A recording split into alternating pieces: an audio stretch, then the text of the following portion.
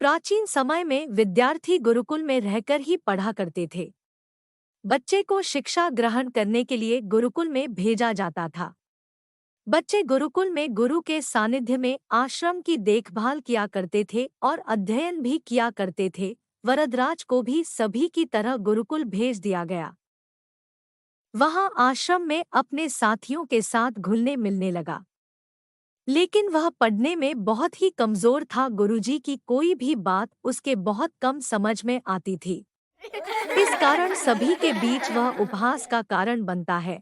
सभी बच्चे आगे की कक्षा में पहुंच गए, लेकिन बालक वरदराज एक ही कक्षा में कई साल से पढ़ रहा था।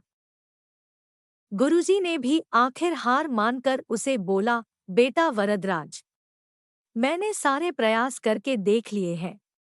अब यही उचित होगा कि तुम यहाँ अपना समय बर्बाद मत करो। अपने घर चले जाओ और घरवालों की काम में मदद करो। वरदराज ने भी सोचा कि शायद विद्या मेरी किस्मत में नहीं है, और भारी मन से गुरुकुल से घर के लिए निकल गया। दोपहर का समय था। रास्ते में उसे प्यास लगने लगी। इधर उधर देखने पर उसने पाया कि थोड़ी दूर पर ही कुछ महिलाएं कुएं से पानी भर रही थी। वह कुएं के पास गया। वहां पत्थरों पर रस्सी के आने जाने से निशान बने हुए थे, तो उसने महिलाओं से पूछा, यह निशान आपने कैसे बनाए? तो एक महिला ने जवाब दिया, बेटे, यह निशान हमने नहीं बनाए। यह तो पानी खींचते समय इस कोमल रस्सी के बार बार आने जाने से ठोस पत्थर पर भी ऐसे निशान बन गए हैं।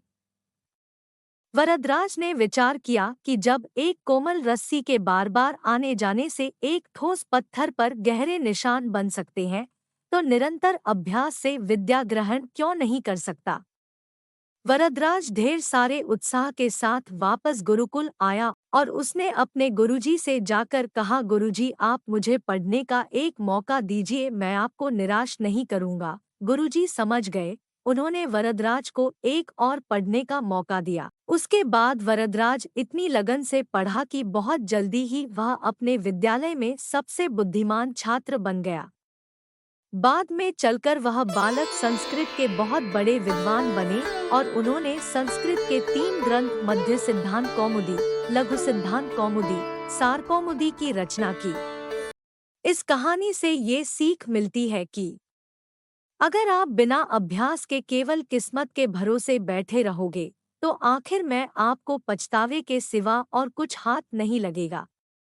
इसलिए अभ्यास के साथ धैर्य, परिश्रम और लगन रखकर आप अपनी मंजिल को पाने के लिए जुट जाएं।